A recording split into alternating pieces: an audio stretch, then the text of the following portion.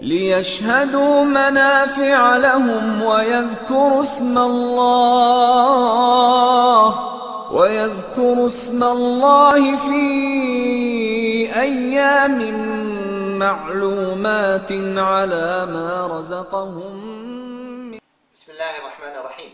الحمد لله رب العالمين، والصلاة والسلام على أشرف الأنبياء والمرسلين نبينا محمد صلى الله عليه وعلى آله وصحبه وسلم تسليما كثيرا. أما بعد.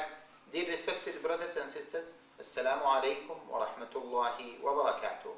This is a new episode from this series where we are discussing the virtues of the first 10 days of Dhul Hijjah. We spoke in the previous episodes about the virtues of these 10 days, and we mentioned that some scholars said that those 10 days are better than the last 10 days of Ramadan. We said that there are different good deeds to be done during these 10 days of Dhul Hijjah. We mentioned that the takbir and the glorifying Allah Jalla wa Ala and making dhikr of Allah Jalla wa Ala is one of the great deeds to be mentioned and to be done during these 10 days. In fact, as if you remember, we mentioned Hadith Ibn Umar radiallahu ta'ala anhu, that the Prophet sallallahu alayhi wa alihi wa sahbihi wa sallam commanded us or encouraged us to do plenty of tahleel, takbir, tahmeed. And as a result of this, Ibn Umar used to go, Ibn Umar and Abi Huraira and some other Sahaba as well, used to go to the marketplace, and they used to do a lot of tahleel, tahmeed, takbir. Means saying La ilaha illallah wahdahu la sharika lahu, lahul mulk wa lahul hamdu wa huwa ala kulli shay'in qadir, and Allahu Akbar, Allahu Akbar, Allahu Akbar, Subhanallah, Subhanallah, Subhanallah. In particular, the takbir. And we mentioned that in details.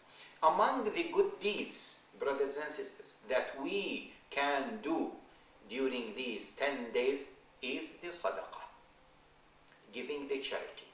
As you know, my dear brothers and sisters, that sadaqah in particular is a very virtuous act.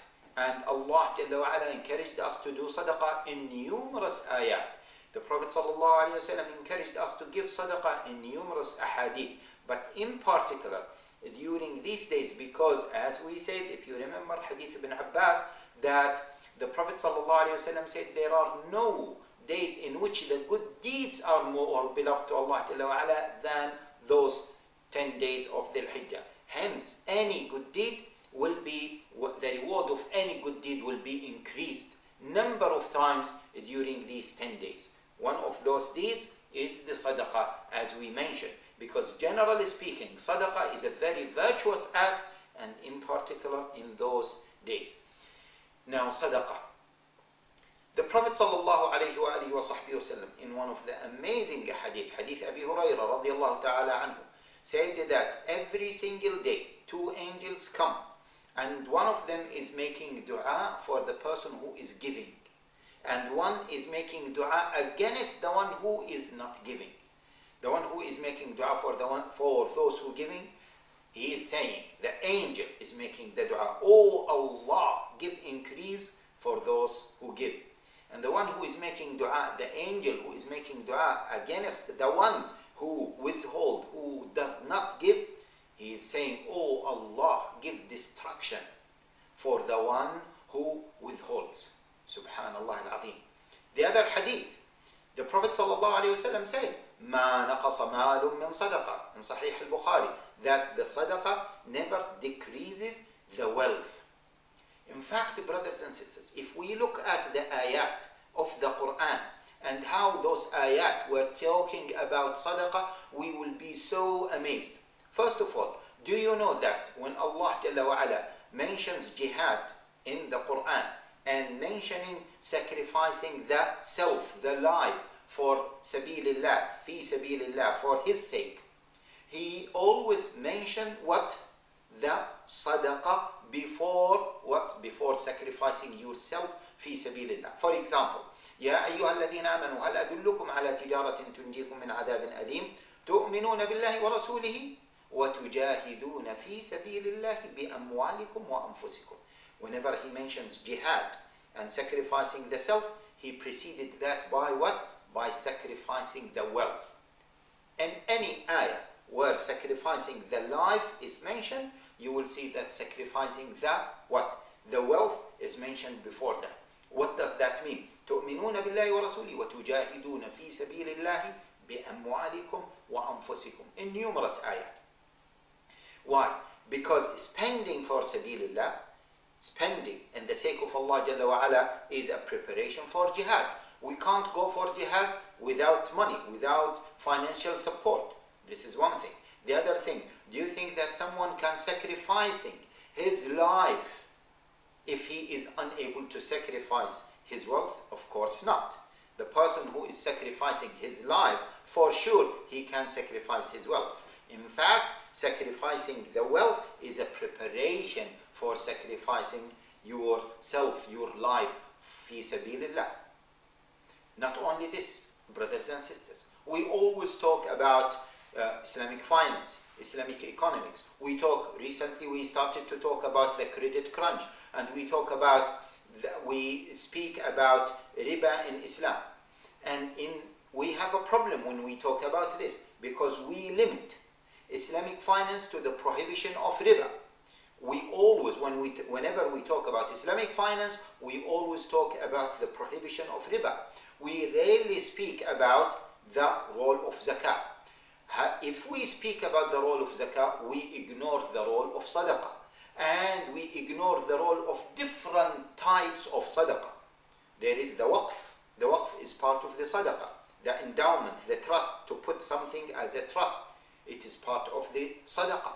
Also, sadaqah when you sponsor someone. Sadaqah when you forgive someone. Sadaqah when you give a leeway for a person who is in debt. This is sadaqah. It is mentioned in Surah Al-Baqarah. When Allah Jalla wa Ala mentioned in Surah Al-Baqarah, the last part of Surah Al-Baqarah, you can say that it talks about Islamic finance. Before speaking about the prohibition of riba, in a few ayat, Allah Jalla wa Ala mentioned the role of a charity, the role of sadaqah in almost 13 ayah. 13 ayah before speaking about the prohibition of riba. In those 13 ayah, Allah Jalla wa Ala spoke about the role of sadaqah. مثل الذين ينفقون أموالهم في سبيل الله كمثل حبة أنبتت 7 سنابل في كل سنبلة 100 حبة والله يضاعف لمن يشاء والله واسع عليم. Allah Jalla wa Ala is giving us the example of a person who is spending one pound, one dirham, one entity. This is like the example of a grain that gives 7 ears, and then each of those ears gives 100 grains. So that single grain that you have seeded in the earth, it gave you 700 grains. And in fact, Allah Jalla wa Ala says, وَاللَّهُ يُضَاعِفُ لِمَنْ يَشَاءُ, means the one that you have spent now, it can lead to more than 700 pounds or dollars or riyals or dirhams. Brothers, let us look at this. Is there any investment in the world where you give 1 and you take 700s and it is granted for you? And not only that, it might be even increased more than 700 times. More than that. In fact, you will get it when you are desperate for it. When you are really desperate for it, you will get that.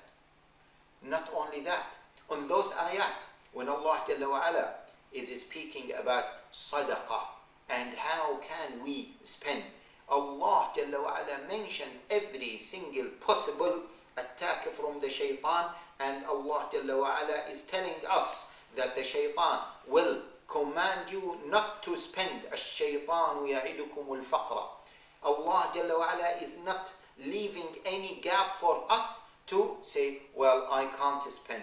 I don't want to spend for sabilillah. I don't want to spend my money. الشيطان يعدكم الفقر. This is an example.